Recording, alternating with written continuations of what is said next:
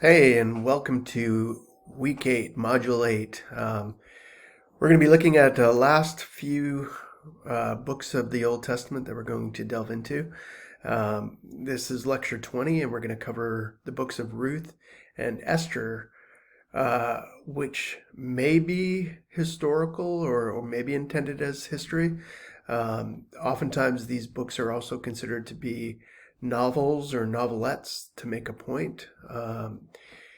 So I'm not sure. Scholars wrestle over that together. Either way, they're both really interesting and really important books. So so far in our class, we've been able to follow a rough timeline of events as we progress through the Old Testament.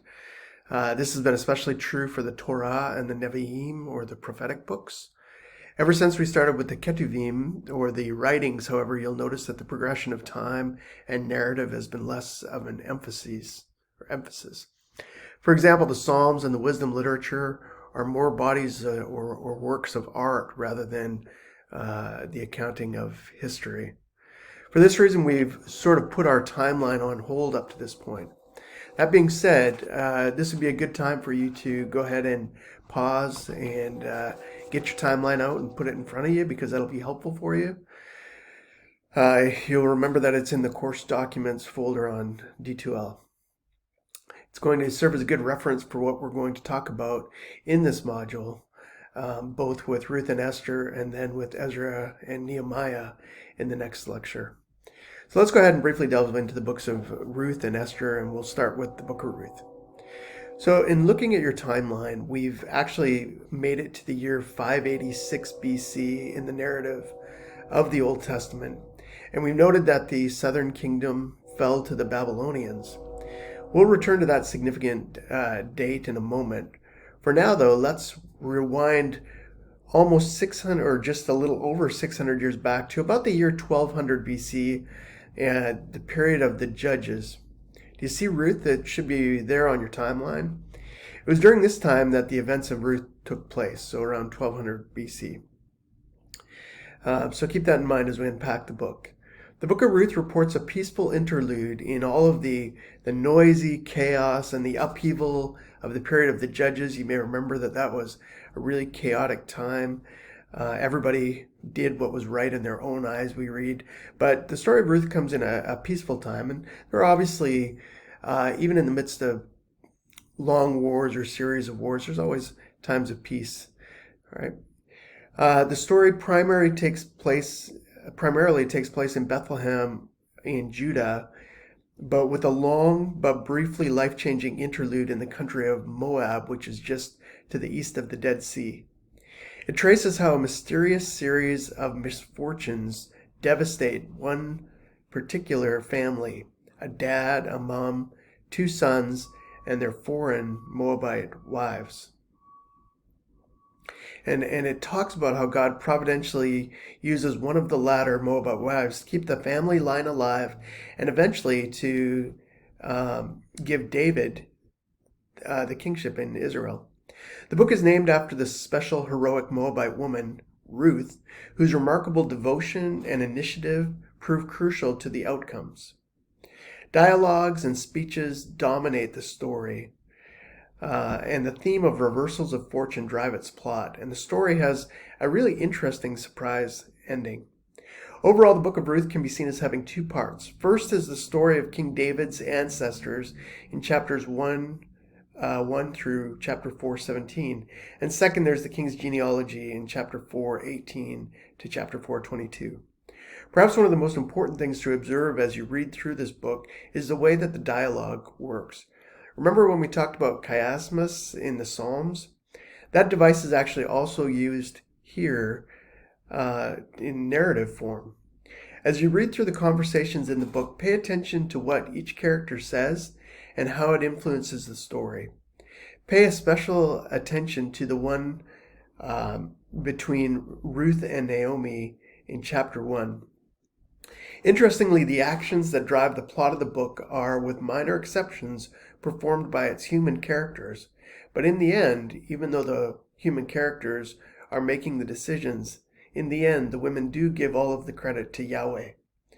Theologically, the book teaches that primarily God works through human actions, and this is called hidden providence by some scholars. But sometimes God works through direct intervention. So both of those things occur in this book. All right.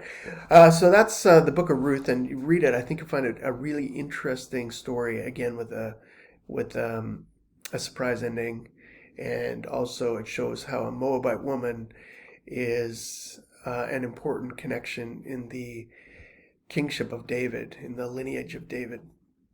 Let's turn to a different novelette that may or may not have been historical, the book of Esther. So we need to go forward now in time quite a bit. All right, so take out your timeline again and have that in front of you. As a brief review, remember that Israelites' monarchy began in about the year 1350 with King Saul, but it split into northern and southern kingdoms in about the year 931. The northern kingdom was Israel and the southern kingdom was Judah. In the year 722, the Assyrians, who were the big baddies of the ancient Near East, came in and they destroyed the northern kingdom. They were seeking world conquest, but they spread themselves a little bit too thin, and they were not able to conquer the southern kingdom of Judah. For a while, the Assyrians held the most power, but in the end, they couldn't quite take them. A couple centuries later, the Babylonians became the strong nation of the ancient Near East, and they achieved world domination by removing the Assyrian threat. And in 586, they defeated the southern kingdom, Judah. The reign of the Babylonians did not last long, though. In the year 539, the Persians and the Persian Empire began to dominate, and the Babylonians fell to them. Well, the date 539 is not on your timeline. It will be important for you to know that the Persians are the one in charge in the book of Esther, not the Babylonians. So again, in terms of world power, first the Assyrians were in charge, then the Babylonians were in charge, and then the Persians. When the Persians conquered Babylon, the Israelites were still in exile, many of them in exile in Babylon. You can see this represented on your timeline. Named after its main character, the book of Esther reports how a remarkable escape from annihilation leads Jews to celebrate a new festival called Purim, and it's a festival that's still celebrated today. Its story takes place in Susa, one of the several capital cities among which the Persian emperors would move. They rotated their residence. They'd move from one palace to another, maybe because of seasons. Not sure. Excuse me. The book's familiarity with Persia, its court and its customs, and its lack of Greek influences suggests that a Jewish author wrote this book in the 4th or 3rd centuries BC. A major theme of the book is role reversal. It goes from domination to downfall, and from certain doom to victory. Though the book never mentions God directly, it bears notion towards the hidden providence that we previously discussed in Ruth, through its coincidences and reversals that drive the plot. So the idea is that God is behind the scenes here, working things out through its human characters. Esther, much like Ruth, has two main sections. Chapters 1 through 9 discuss the origin of Purim, and chapter 10 contains an epilogue concerning Mordecai's relationship with the king. The long opening section recounts the deliverance of the Jews initiated by Mordecai and accomplished by Esther, and ends with their decrees to establish Purim as an annual Jewish festival. So it's an interesting book, an interesting novel, showing how God is at work to save the people. Again, it may or may not be considered a historical book, but it certainly set the stage for Purim, which continues to be celebrated by Jewish people today. All right, you have a good day. We'll come back with lecture chapter 21, our last lecture, next time.